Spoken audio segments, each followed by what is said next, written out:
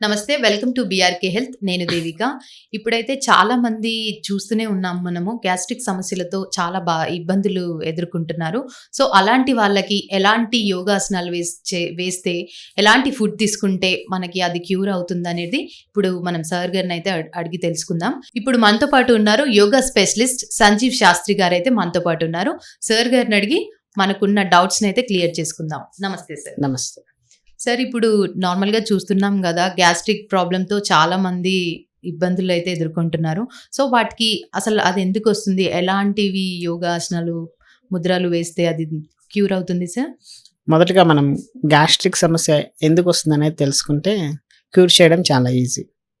So, gastric సమస్య వచ్చేది కారణాల్లో first వచ్చేదేంటంటే, మనం తినే ఫుడ్ హ్యాబిట్స్ కరెక్ట్‌గా లేకపోవడం.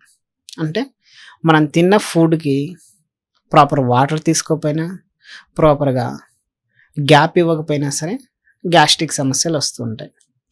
ఎలా వస్తుంటాయంటే, మార్నింగ్ టిఫిన్ చేస్తాము, మధ్యాహ్నం మళ్ళీ భోజనం చేస్తాం.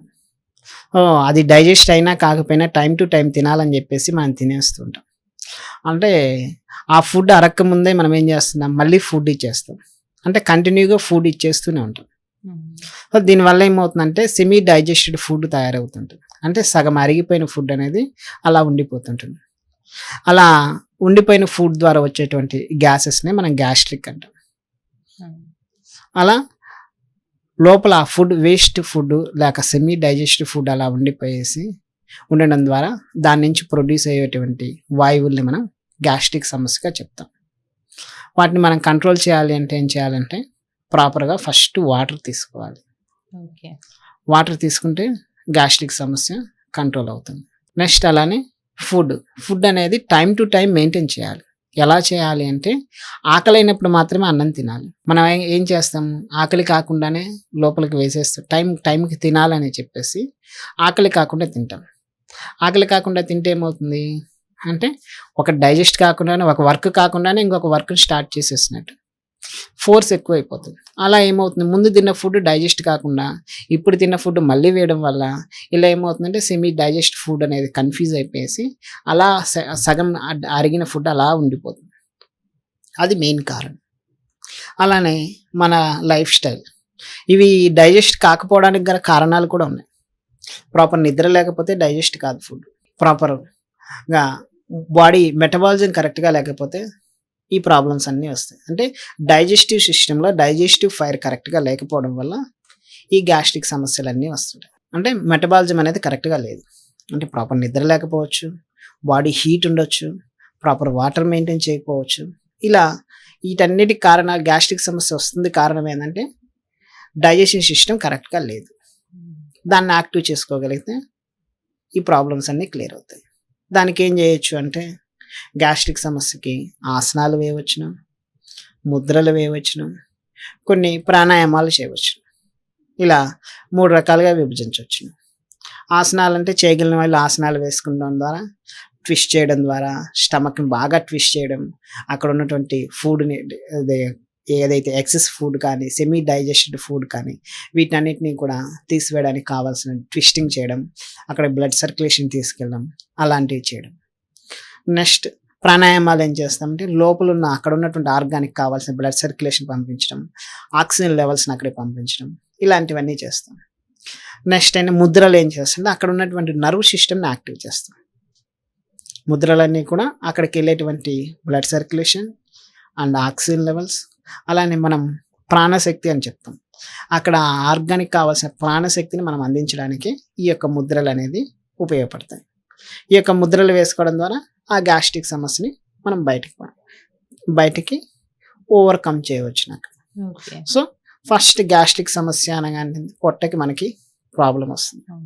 హెవీగా తేన్పులు రావడం కానీ, లేక అపాన్ వాయువు ఎక్కువగా రిలీజ్ కావడం కానీ, డైజెస్ట్ సిస్టమ్ అరక్కపోవడం కానీ, మళ్ళీ డైజెస్ట్ కాకపోవడం కానీ, ఇలాంటివన్నీ కూడా ప్రాబ్లమ్స్.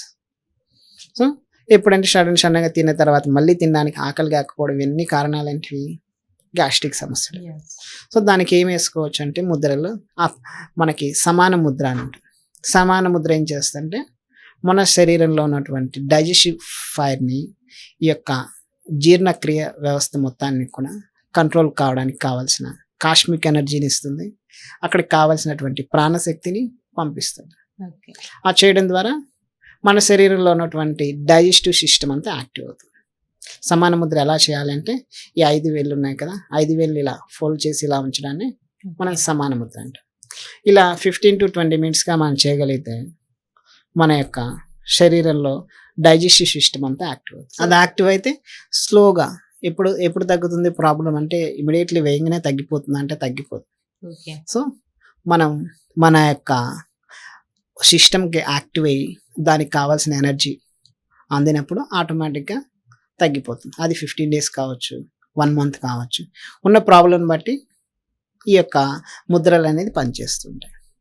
అలానే తిన్న తర్వాత మనం ఎక్కువ వజ్రాసనంలో కూర్చోవాలి, లేకుంటే తిన్న తర్వాత ఒక 100 అడుగులు వేయాలి అని చెప్తుంటాం. సో అలా వేయడం ద్వారా కూడా డైజెస్టివ్ సిస్టమ్ అనేది యాక్టివ్ అవుతుంది. సో అలా చేయడం ద్వారా కూడా ఈ యొక్క గ్యాస్ట్రిక్ సమస్యని మనం కంట్రోల్ చేయవచ్చు. ఓకే. సో ఇది ఏ టైంలో అయినా చేసుకోవచ్చా సార్? ఏ టైం అయినా చేయవచ్చు ముద్ర. ఓకే. ఎన్ని మినిట్స్ చేయాలి సార్? 15 to 20 15 minutes to అనేది 20 చేయాలి. minutes. ఓకే. సో ఇప్పుడు ఇది వీళ్ళు ఫుడ్ ఇలాంటిది తీసుకోవచ్చు, ఇలాంటిది తీసుకోవద్దు అనేది ఏమైనా ఉందా సార్? డైజెస్ట్ అయ్యే వాళ్ళు ఏ ఫుడ్ అయినా తీసుకోవచ్చును. డైజెస్ట్ కాని వాళ్ళు లిక్విడ్ ఫుడ్ తీసుకోవడం బెటరు. బాగా ఫైబర్ ఫుడ్, మనకి పీచు పదార్థం ఉండే ఫుడ్ తీసుకుంటే ఈ గ్యాస్ట్రిక్ సమస్య తొందరగా కంట్రోల్ అవుతుంది. అలానే హెవీగా గ్యాస్ట్రిక్ సమస్య ఉండి ప్రాబ్లం ఉన్న వాళ్ళు డైలీ భోజనం తర్వాత రోజు ఒక ఇలాచీ తినడం ద్వారా కూడా దీన్ని కంట్రోల్లో ఉంచవచ్చు. రైట్. Thank you. చాలా చక్కగా Thank you. చెప్పారు సార్. నమస్తే. Thank you. చూసారు కదండి, గ్యాస్ట్రిక్ ప్రాబ్లం ఉన్న వాళ్ళు ఎలాంటి ముద్రలు వేసుకోవాలి, ఎలాంటి ఫుడ్ తీసుకోవాలి, ఏ టైంలో ఏది చేయాలనేసి సార్ గారు అయితే చాలా చక్కగా చెప్పారు. ఇది ఇవాల్టి ఎపిసోడ్. చూస్తూనే ఉండండి బీఆర్కే హెల్త్. మరొక ఎపిసోడ్తో మీ ముందుకు వస్తాము. థ్యాంక్స్.